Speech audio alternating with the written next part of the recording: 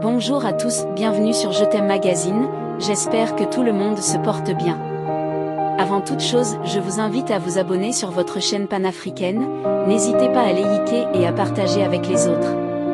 Je remercie toute personne qui s'est abonnée et partagé nos vidéos.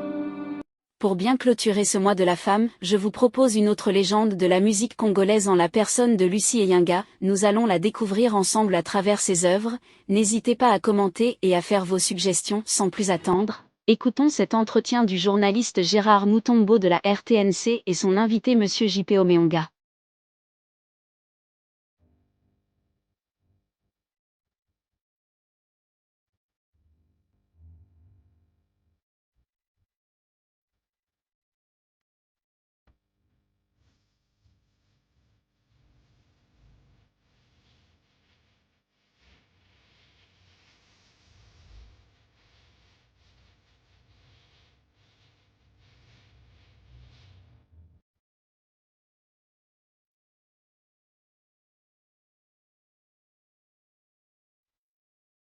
Chers auditeurs, dans votre émission d'aujourd'hui, nous allons parler d'une dame qui, à l'époque, c'est-à-dire avant l'indépendance de notre pays, chantait déjà aux côtés des grands artistes musiciens. Son timbre vocal attirait presque tout le monde et pourquoi pas surtout les dames. Nous allons parler d'elle aujourd'hui avec notre invité, M. Omanga Lokonga Onia JP OJP, alias Doyen JP Omanga. Qui était-elle? Comment a-t-elle commencé sa carrière musicale? Lucie Eyenga. Donc, M. Omanga nous le dira au cours de cette émission. Mais pour vous mettre dans de meilleures conditions d'écoute, voici une de ses compositions.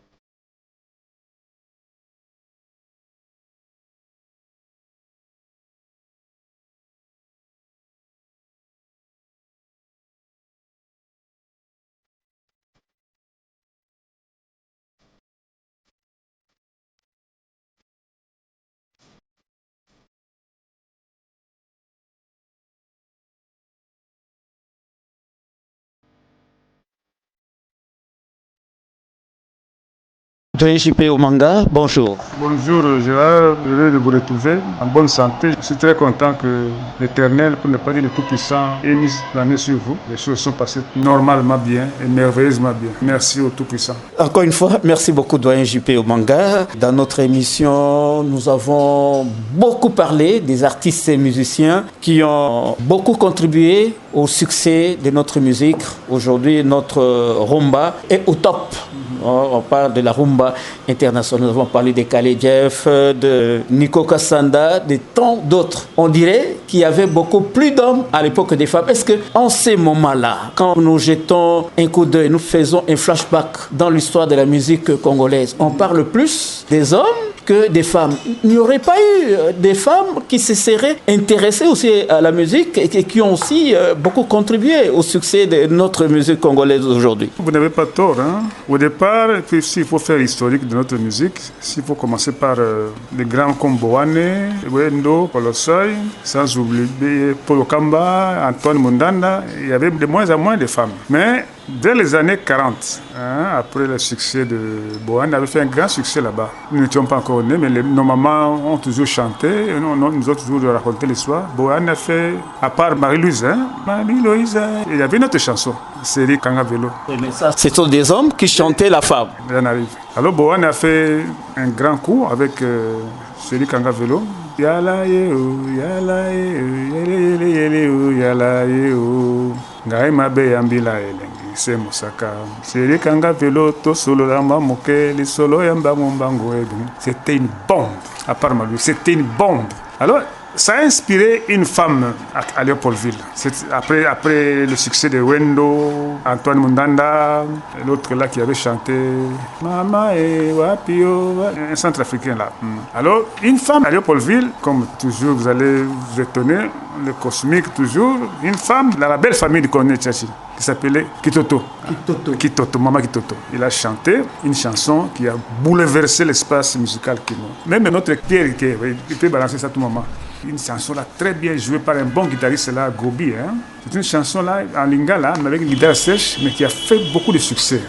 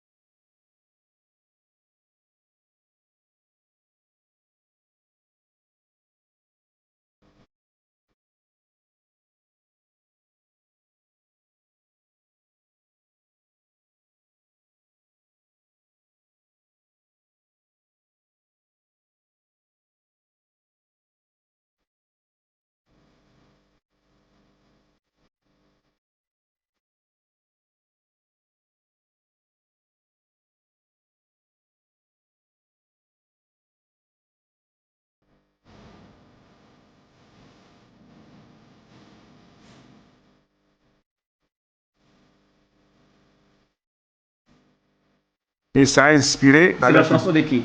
de Mama Kitoto, Maman Kito. qui est de la belle famille du colonel sur Baraka. Ça a inspiré Maman Lucie Yenga. Maman Lucie Yenga est née à Koklativille, actuelle Mbandaka. Il a vu le jour en 1934. Elle aussi avait une belle voix pour la musique. Elle s'est inspirée de cette chanson-là pour commencer à s'intéresser à la musique. Heureusement pour lui, elle s'est fait découvrir par un certain Zachary Lenga, qui était un guitariste, qui a initié aussi Tino Barrosa au maniement de la corde. Ils ont commencé à travailler dans les éditions Opika. Ça, c'est Maman Lucie Yenga, une femme qui savait très bien composer. Il avait une très belle voix aussi. À chaque fois qu'il composait une chanson, c'était toujours des tubes. C'est d'elle que nous allons parler aujourd'hui. C'est pratiquement la femme qui est au top au niveau des cantatrices de notre pays. Et en ce moment-là, Lucie Yenga avait son orchestre, ou bien elle était accompagnée par... Elle était trop jeune. Elle s'est fait enrôler dans le groupe de notre grand guitariste ici, Zachary Elenga. Autrement dit, Zachary Elenga l'aurait découverte. Oui, il a initié aux choses de la chanson. Zachary Elenga aussi travaillait avec son petit frère de la scène qui s'appelait Chilumba Balozi, alias Chino Barroso. Ah bon. Comme le monde étant petit, ils ont commencé à travailler et la femme ayant de l'inspiration, elle a composé Bolingo la joie. Bolingo ya la joie, Bolingo et Bolingo, Bisengo et Bisengo et Bisengo. En 54, tube, ça fait du succès. Elle a continué avec le groupe Opika. Finalement, Calais va s'intéresser à elle. Calais va s'intéresser à elle dans les années 54-56. C'est pour dire qu'en ce moment-là, malgré sa chanson qui était un tube, qui a fait tabac, oui. Alors là, elle évoluait presque seule, elle n'avait pas d'orchestre, mais elle était accompagnée. Un groupe là qui travaillait pour les éditions Opika, composé de Tino Barrosa, Zachary Lenga, elle-même, elle venait de l'Équateur, elle venait de Coquelativille pour Léopoldville. Alors, ce sont ces deux-là qui l'ont encadré et il a réussi à produire une œuvre anthologique qui avait comme titre Bolingo à la joie. Bolingo et Bolingo et Bolingo. Ah ah, Bolingo et Bolingo et Bolingo. Oh oh. C'était parti. Un grand succès. C'est 54 déjà. Vous voyez, l'année 54. Dans l'époque coloniale. Les Franco commençaient déjà à sortir la tête. Elle aussi a commencé à sortir, mais elle s'intéressait beaucoup plus au style de Grand Calais. C'est comme ça que Grand Calais va l'enrôler dans son groupe de 54 à 56. Et là, comme c'était une grande compositrice, elle va composer Brigitte, Mabena Yomoko, c'est cette chanson qui va faire le tour du monde et interprétée à plusieurs versions. Cette chanson continue à faire du succès jusqu'à présent. Elle sera interprétée par Abeti Masikini, Barbara Kanan, elle sera interprétée par, je crois, Etisomba aussi. Tout le monde a interprété cette chanson. Toute vedette féminine qui voulait faire la musique passait par le Yenga. Parce qu'il y avait Dimoninga qui faisait beaucoup de succès. Jusqu'à présent.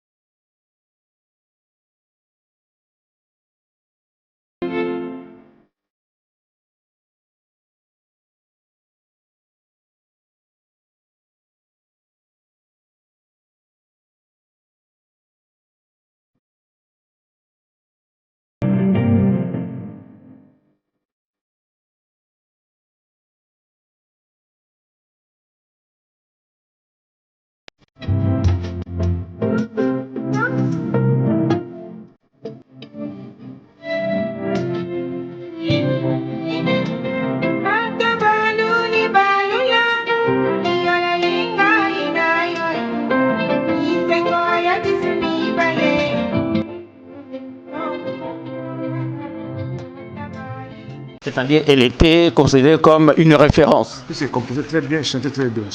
Composé très bien, chantait très bien. Les deux là, se mariaient sur elle. Alors, Dimoninga Wangai, ça a fait du succès. C'est ainsi que, quand Mobutu va organiser la soirée qu'on appelait la Zaïroise, c'était en 71, où on devait recenser toutes les belles chansons de notre pays, puisqu'il y avait un décalage entre le Congo et le Zaïre. Avec Mobutu Téné, la présidence a supporté les meilleures chansons de l'époque. On a incorporé aussi Dimoninga Wangai. Anthologie de la musique zaïroise. Moderne. Elle a eu une place aussi, on l'a incorporée. Elle a fait aussi un peu de rock-a-mambo. Et avant la zaïroise, il a eu à chanter dans Negro Band à Brazzaville. On a composé deux chansons qui ont resté. Georgette, Nakolala, nanani.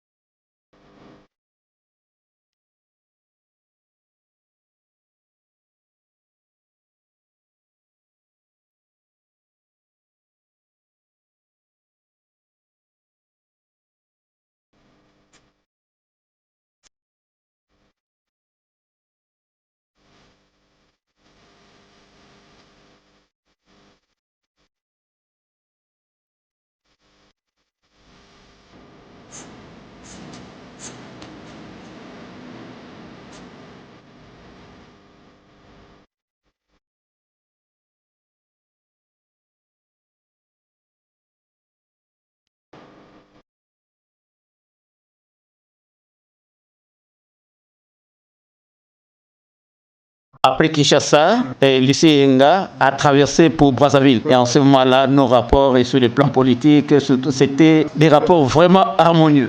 C'était un même peuple. Avant l'arrivée de Tchombe, c'était dans les années 60-61.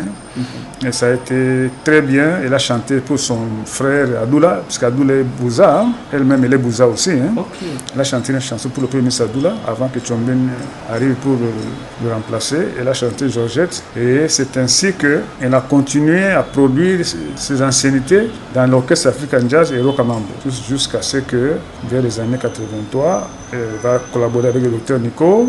Ensuite, elle sera enrôlée dans l'orchestre de la Betty Masikini, où elle va reproduire Dimoninga Wangai encore. C'est-à-dire, en fin de compte, elle qui a commencé la musique avant Abeti Masekini, elle a fini par être une collaboratrice, entre guillemets, engagée par Abeti Masekini. Tout à fait, parce qu'elle sera rémunérée, ils vont aller à Brazzaville faire Moninga Wangai bis.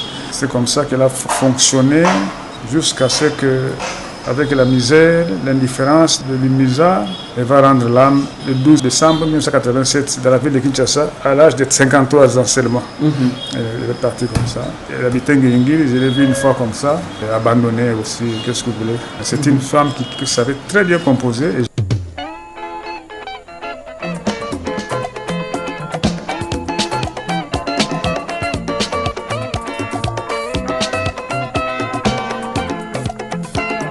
Tobotama kina bana ya tata oyonde disengo Tala lelo yo bazangi mawango batikinga nesanga Bandeko bino mawateo mitema makasi yandenge ninye Bokanisa l'avenir zotuna mawa sukina disengo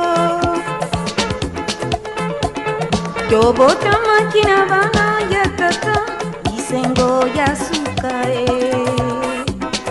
Tala lelo yo Bazangi mawango Batikinga nesanga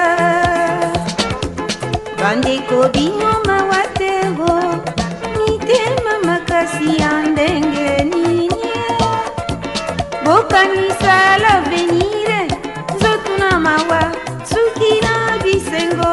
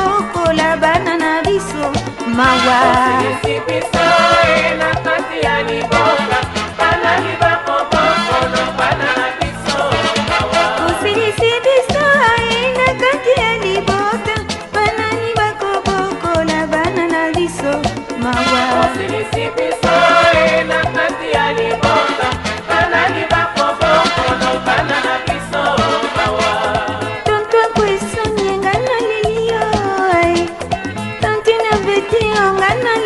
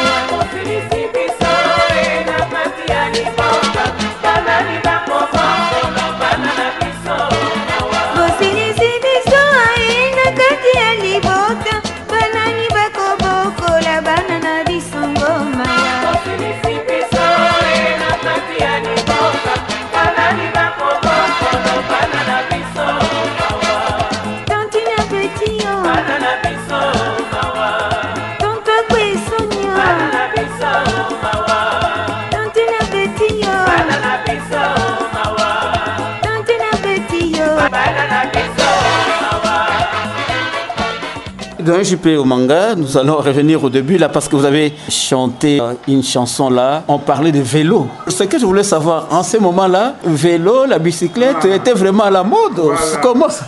C'est-à-dire que Boane est concurrencé Wendo. Boane, comme vous savez, il est de père congolais de Brazzaville, la maman équatorienne. Elle a beaucoup vécu à l'Équateur. C'est comme ça qu'ils ont collaboré avec Wendo qui est à 100%. Zaïra ou Congolais si vous voulez. Alors, Wendo avait produit une chanson qui a fait du boucan pour le dérive, pour ne pas dire toute l'Afrique. Marie-Louise. Marie-Louise, solo et aïe.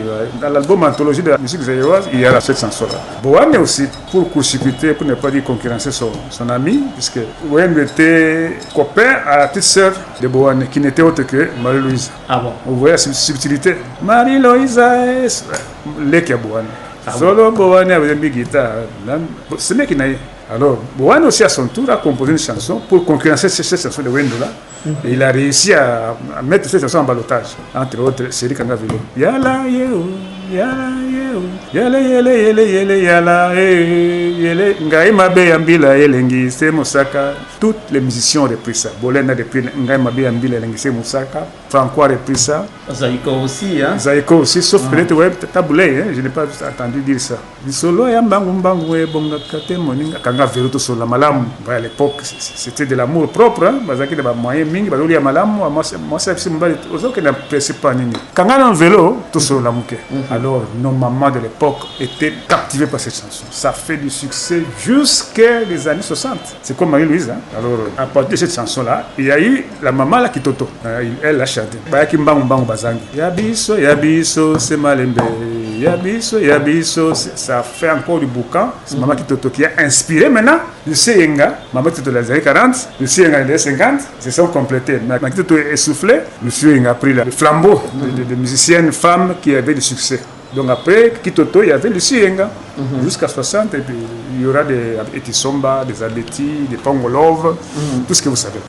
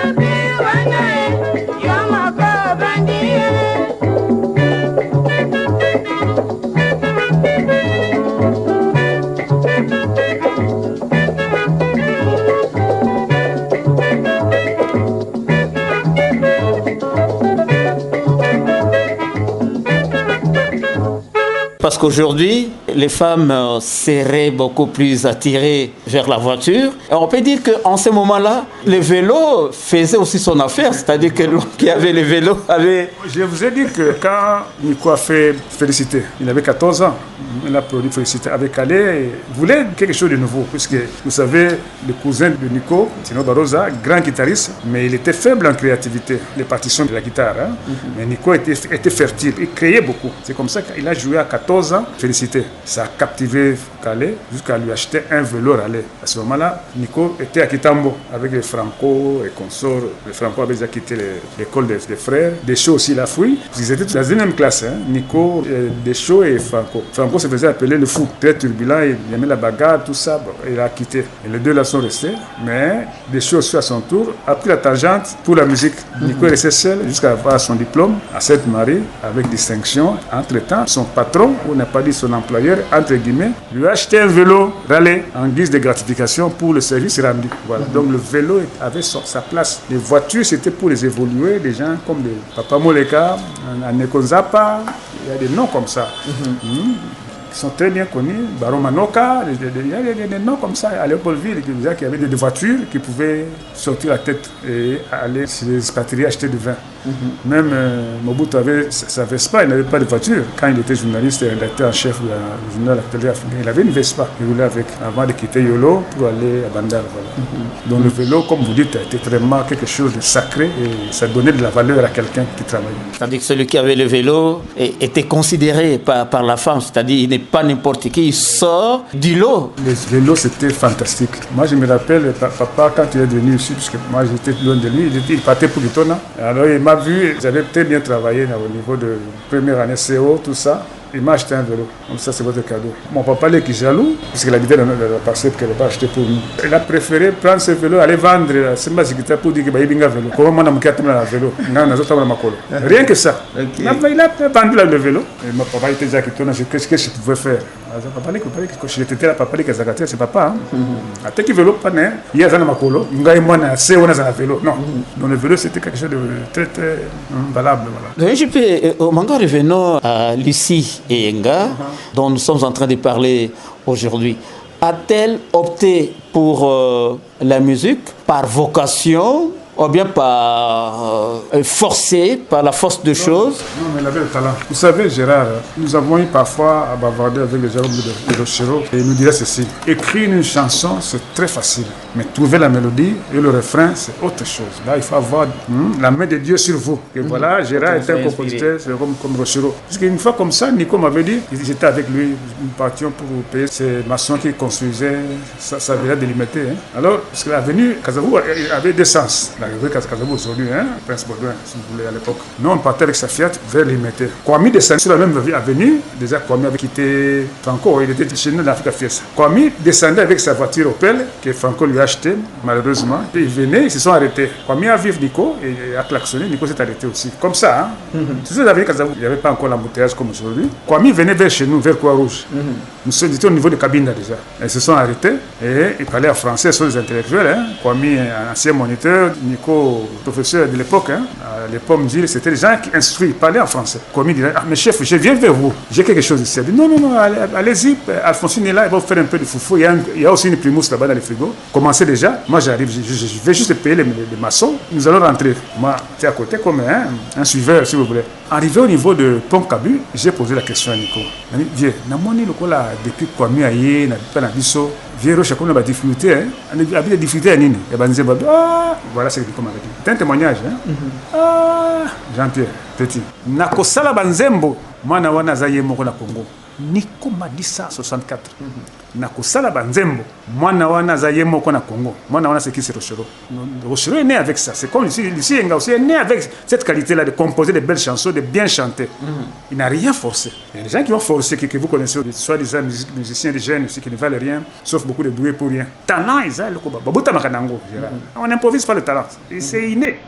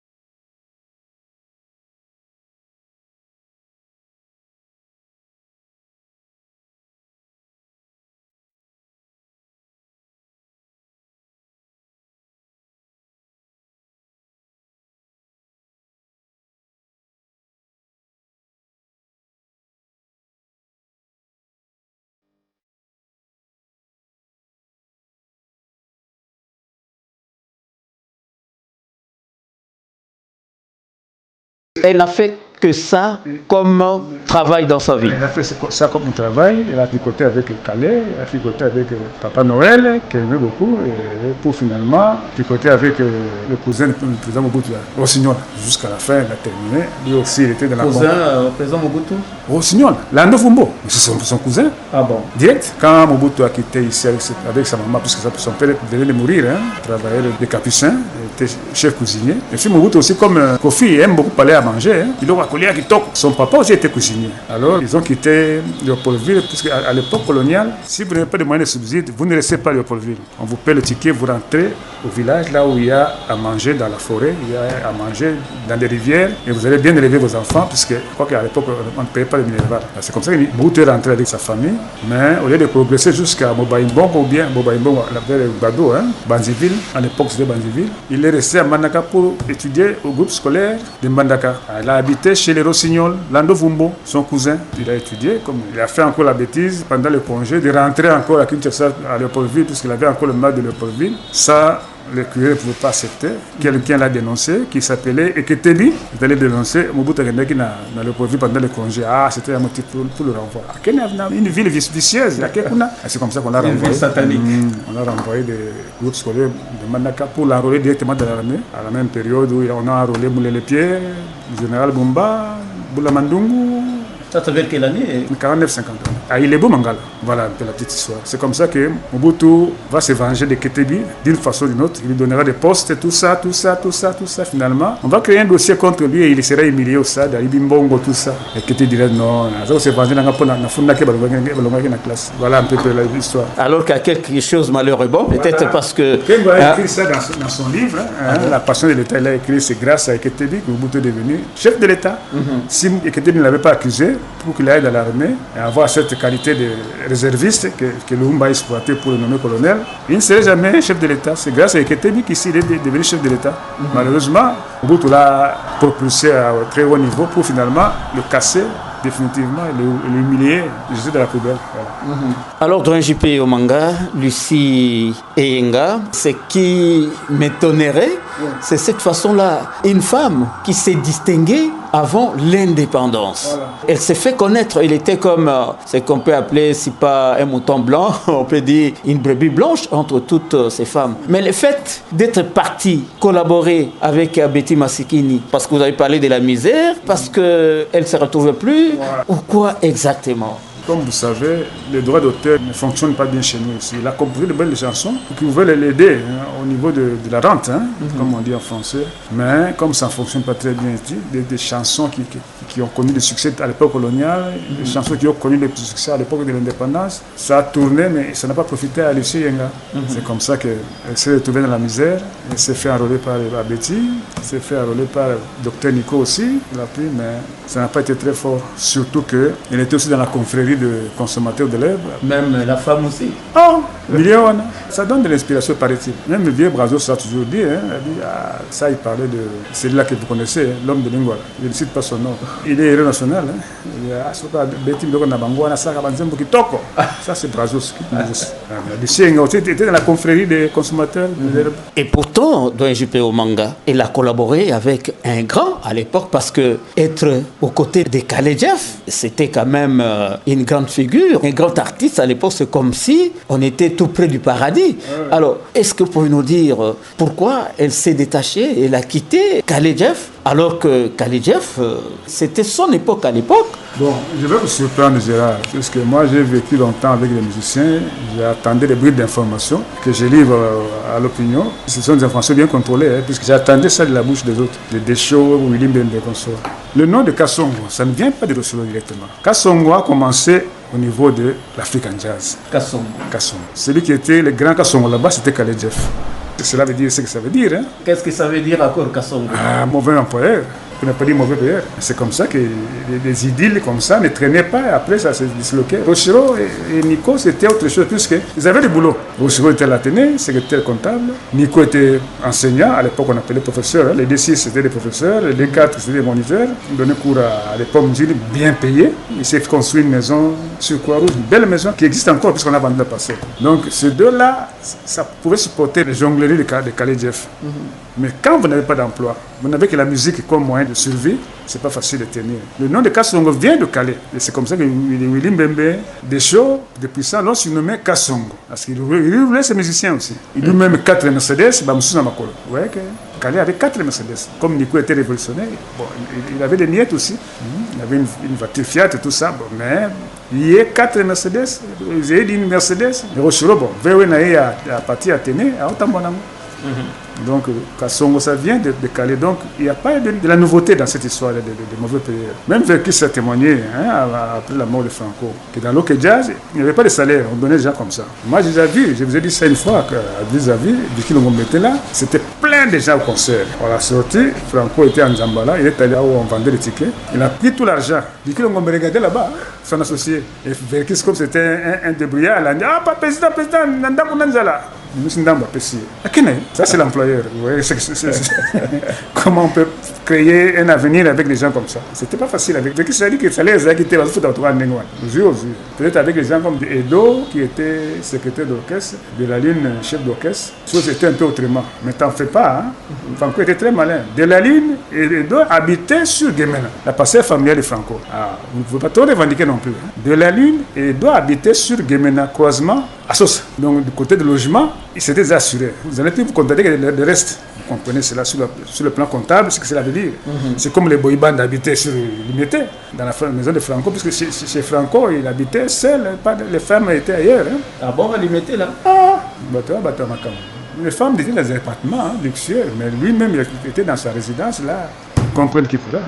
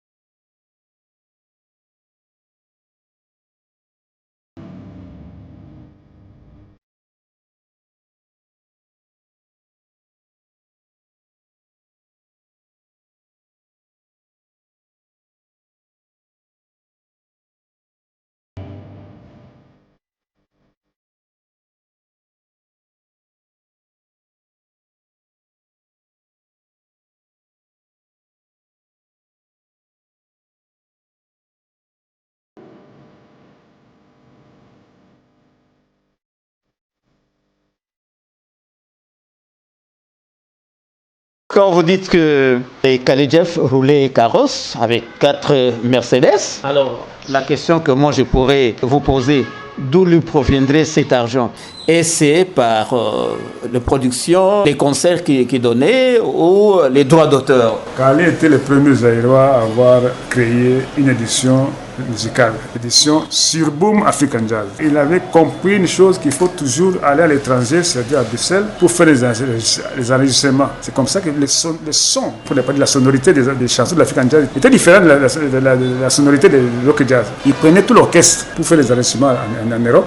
Et donc il a déjà un compte en Europe comme éditeur, il a un compte ici comme éditeur, donc il gagnait 2 fois plus. C'est comme ça. Franco a contacté Khalé pour lui dire que j'entre dans la Surboom, comme ça, s'il peut avoir un équipement de musique, Khalé a accepté. Il a amené Franco en Europe, il a fait les enregistrements avec Monsieur Toye, dans les série One. Et Khalé lui a fait un équipement de musique Pempa neuf. Donc Khalé était un grand patron avec son édition Surboom African Jazz. Et les chansons de l'African Jazz se vendaient comme des petits pains. Hein. Comme vous avez des grands compositeurs comme Rosso là-bas, Moujos, sans oublier la guitare de Nico. L'African Jazz n'avait pas de concurrent. Alors les chansons de l'African Jazz ne pouvaient pas traîner, ça se vendait comme des petits pains. Et comment le gaz a un bon côté. Il y a en devise et en franc congolais de l'époque qui valait les francs belges. Alors Lucie Eyenga, on peut dire l'une des femmes congolaise qui s'est vraiment démarquée, qui s'est frayée un chemin dans la musique, mais malheureusement pauvre, peut-être en ce qui concerne le bien matériel, mais elle a laissé une très grande richesse. C'est comme dit Gina Ifongue que la musique, sa richesse, ce n'est pas en termes matériels, mais c'est plus les chefs-d'œuvre qu'on laisse pour l'humanité. Comme disait l'ancien président, Tokotika Bilembo, Namokile. Et là, je peux vous confirmer que ici, il a laissé quand même des choses. Parce que Barbara Kanan, sa version est récente, ça se vend. J'espère qu'il donne quelque chose à la famille de Lucie. Donc il a laissé quelque chose, comme il était jamais organisé. Alors, peut-être certains auditeurs, tels que Maman Célestine Mafouila qui nous suit. J'aimerais bien la rencontrer un jour avec Maman Kassanda aussi. Et poserai la question parce que ce sont les femmes. On dit Lucie Eyenga, Maman Célestine Mafouila peut la connaître. C'est comme Maman Marie-Louise Kassanda et son mari aussi Kassanda peuvent connaître. On peut poser la question de savoir si Lucie Eyenga n'a pas laissé une progéniture qui pourrait faire les démarches afin de revaloriser aussi sa musique. Comme il habitait ensemble avec M. Milin, Molobé à Angiringui, c'est Milin qui peut connaître ça. Mais c'est une femme qui vivait comme toutes les Quinoises, au vrai sens du mot. Oui, hello, Yangaï. Oui, hello, Bigos Yangaï. Donc, jour le jour. Il vivait à Caperdienne. Ok, jazz. Ok, jazz. Azaki Ndengoana. Artiste Nyos, je crois que M. Milin peut nous affranchir là-dessus. Mais sur le plan matériel, je crois qu'il n'a rien laissé. Je crois, je ne sais pas. Je peux me tromper.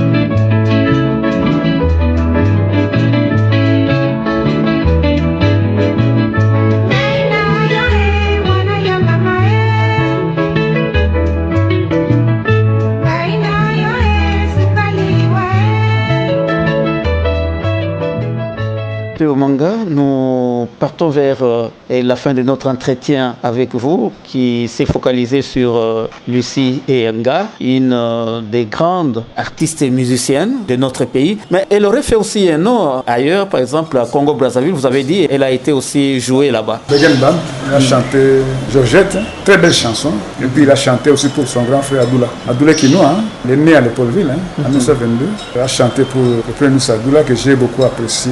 Un homme très sérieux, intelligent aussi. Non, il a fait du succès pour les deux rives. Comme vous avez dit qu'elle était aussi aux côtés de Calais Jeff dans African Jazz, je voulais demander aux côtés de Calais Jeff, et chaque fois quand il y avait concert, est-ce qu'il y avait des gens qui venaient la soutenir pendant les concerts? J'étais encore trop gamin dans les camps militaires, je ne voyais pas ça. Mais l'historique nous dit qu'il était avec Calais à cette époque-là, des années 50. Vous voyez, avec mon âge, je ne pouvais pas. Alors, mais à partir de 60, j'ai commencé à la voir chanter avec Rossignol, chanter avec Papa Noël, aussi avec Nico, il a chanté chez Nico aussi, mais ça n'a pas fait longtemps, et puis elle est partie. Que diriez-vous aussi aux auditeurs qui sont en train de vous suivre? Il y a les gens qui nous harcèlent avec le Simaro, nous allons parler de lui, mais avant de parler de Simaro, j'aimerais qu'on passe un peu au Cameroun pour parler un peu de Boalotin, un grand musicien.